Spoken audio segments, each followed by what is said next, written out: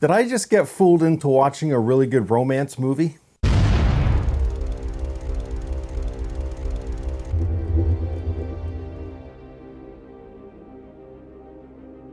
Hey guys, welcome to Happywax TV. Now before you click off this video thinking I'm going to be talking about a romance movie, just hear me out here, okay? Because I've got to explain some things, and I'm going to kind of put this movie in a production company's face, okay? So anyways, let's get started. So the movie is called After Midnight. I have been dying to see this movie since I saw the trailer almost a year ago. It did have a name change. It was originally called something else, and then they changed it to After Midnight. Now normally that's, you know, a flags of some sort, but not with this movie, okay? I'm telling you right now, I highly recommend this movie. To give it a rating, I would probably give it a really strong 7.5, maybe even an 8.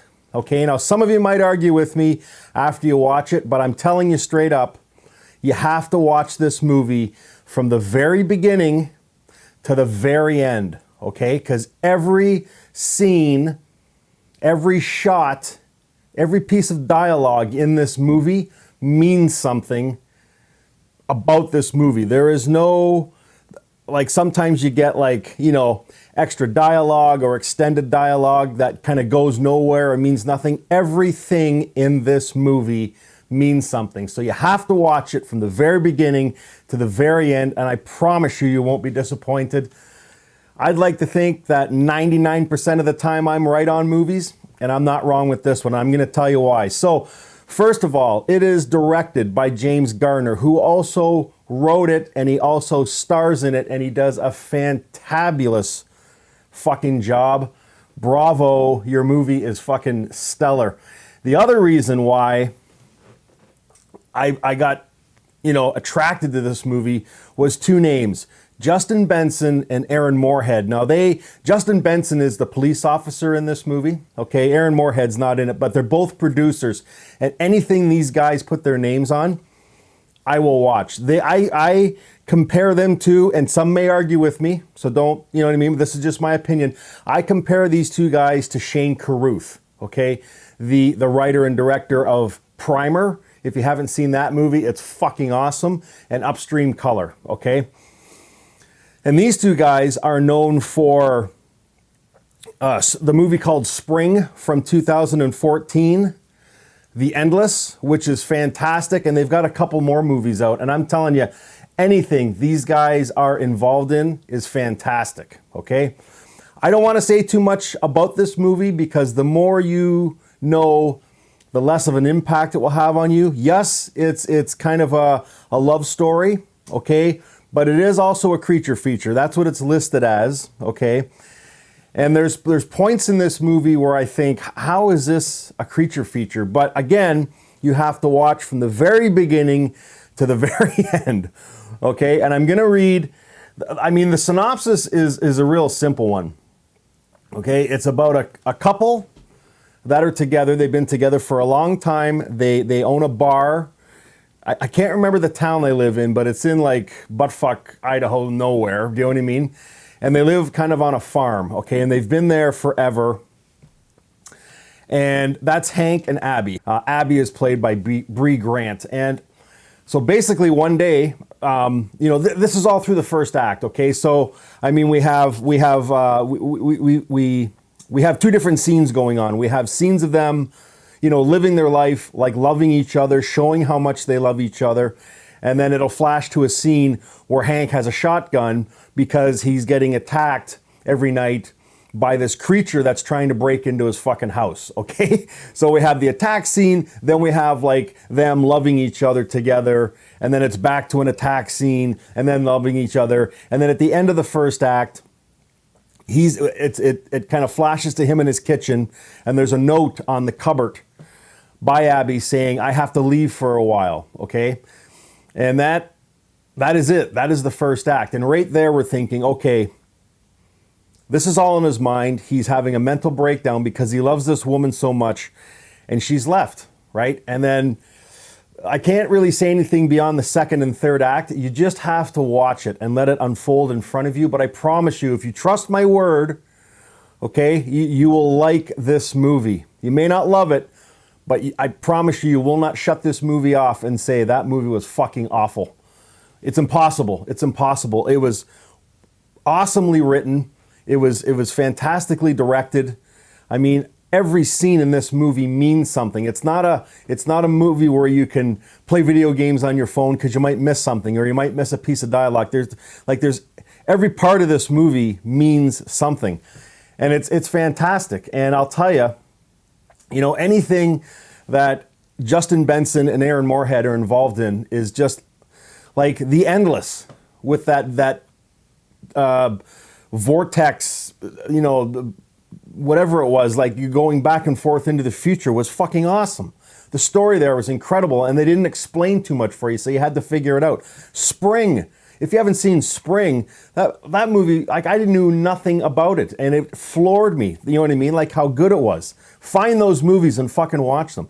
And I'm telling you, if you're a fan of those movies and those two guys, you're gonna fucking love this movie. Now they didn't write it or direct it, but they're producing it, so their hands are all over it. And I'm telling you, and it's a fucking great movie. And I'll say this till I'm blue in the face. It doesn't matter how good of a fucking camera you have or you know what I mean? Like everything, especially low budget. And this is where I'm going to throw it in this production company's face. Okay? It doesn't matter how good the cameras are or who you're working with. Well, it does a bit, I guess. But nothing beats a good story, especially when it's a low budget movie. And what I was getting at about the production company, I have been, well, not really an argument, you know what I mean? But I did a review a couple days ago on the movie Cupid, which was an absolute pile of shit, okay? And I called it as such because it is. It's a terrible low budget movie. And they're trying to defend, you know what I mean, what they have to go through and all this stuff. And I get it, there's shitty CGI. They're probably on an impossible to keep deadline. They have to shoot so many pages a day. I get it, okay? But at the end of the conversation, if you want to follow the conversation we had, go to the Cupid movie review on my YouTube channel and just find Proportion Productions and their opening comments in the comment section and then my response to them. At the end of the day, what I was trying to say is that no matter how low budget a movie is, because they're saying that I shouldn't watch low budget movies because I seem to not like them with movies that are made, for like $50,000 or less. And that couldn't be any farther from the truth. I fucking love these movies, which is why I not solely, but for the majority, base my channel around them, okay? But what I was getting at, and if you guys are watching this, you probably aren't, but if you are, this is what I'm getting at.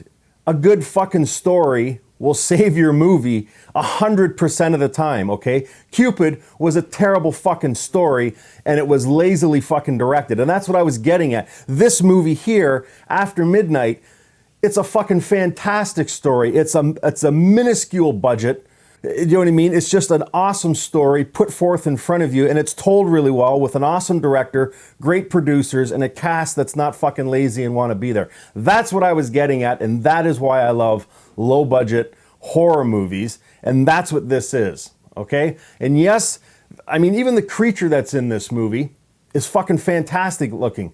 Didn't want to give a spoiler there, but I mean, give me a break. They're trying to defend the shitty CGI in this movie that I could fucking do better than they did on this laptop. Do you know what I mean? Like it's just a moot point what they're trying to say, because all I have to do is put a movie like this in front of them. Okay? Where's your fucking argument then? The same with Cosmos.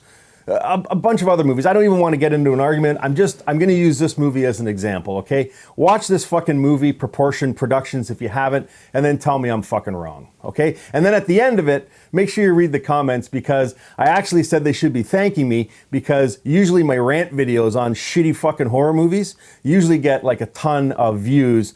So all I'm really doing is bringing fucking views to their crappy movies. So, but I'll tell you right now, back to this one, After Midnight. Sorry, I didn't want to get off topic there, but I was just waiting for a movie to come out that I could use as an example to give these guys, and this is it. After Midnight kicks fucking ass. Yes, it's kind of like a romantic love story, okay? But I'm telling you, you will not be disappointed. It is absolutely fantastic. Do yourself a favor and watch it.